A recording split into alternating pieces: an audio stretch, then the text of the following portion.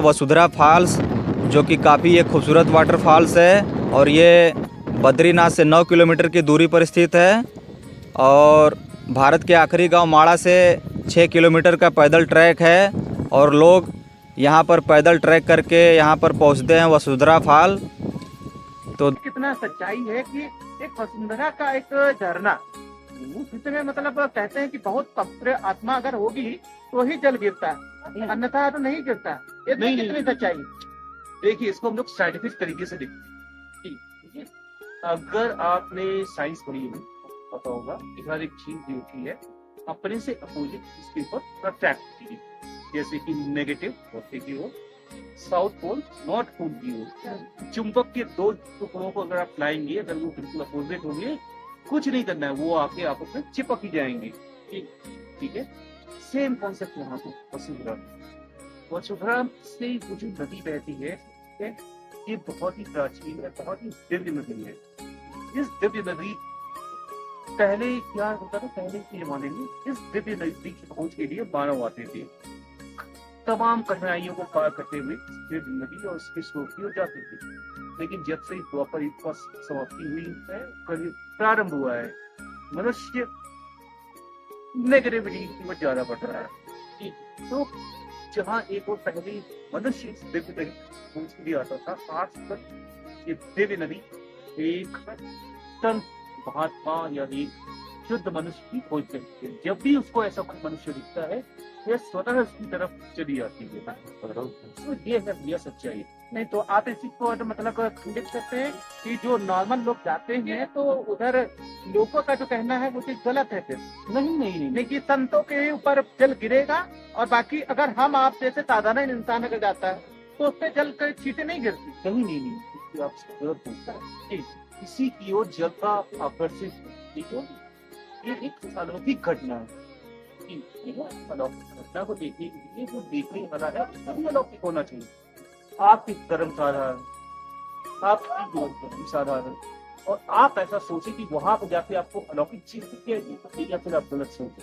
अच्छा, अगर आपकी धर्म अलौकिक होगा, आचरण अलौकिक होगा, तो निसंदेह आपको वो अलौकिक घटना देखने मिलेगी। लेकिन कहने को तो यह कहा जाता है कि वहाँ पे कोई भी जाता है और उसमें से लगभग 95% लोगों पे जल का है, तो मतलब वो पढ़ना निश्चित है। इसमें कितना सच्चाई। इसी को तो बोलते हैं दंत कथनी।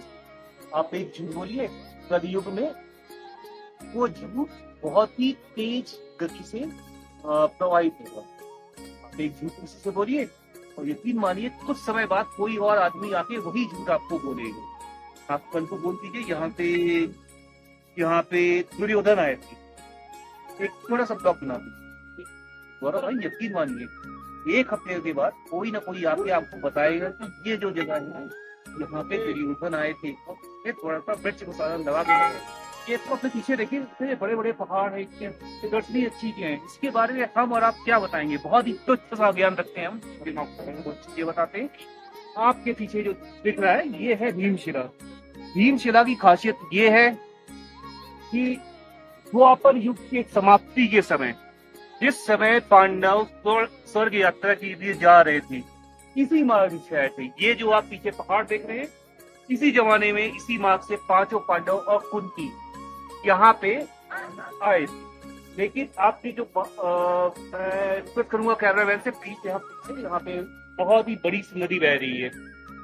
तो इस नदी, उस चट्टान और इस चट्टान के बीच में ये भयानक नदी और ये खाई थी, जिसके कारण 5 पांडव तो आराम से इस खाई को पार कर गए, लेकिन द्रौपदी फंस गई। तो द्रौपदी को इस खाई के इस पार से उस पार तक पहुंचाने के लिए महाशक्तिशाली भीम जी ने एक शिला उठाकर दोनों खाइयों के बीच में रख दिया। अगर आप ध्यान से देखें तो आज भी आपको उनके हाथों के निशान शिला पे दिखाई देंगे। और बाकी यहाँ पर कुछ स्वर्गारोहण द्वार वगैरह भी दिखाई देता है, वो थोड़ा सा उसके बारे में बताएं। और यहाँ पर जो एक दक्षिणी स्थल है उत्तराखंड के अंतर्गत, वो थोड़ा सा बताएं। हाँ, तो जैसे ही 5 पांडव और महारानी द्रौपदी ने बात किया। आप वहाँ पे देखें, अगर कैमरामैन वहाँ पे फोकस कर सके, वहाँ से हमारा स्वर्गारोहण आरंभ होता है। वो स्वर्गारोहण की कहानी इस प्रकार की है।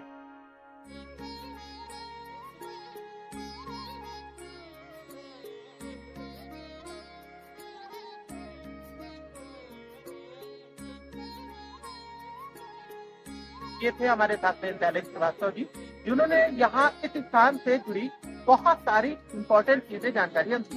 धन्यवाद।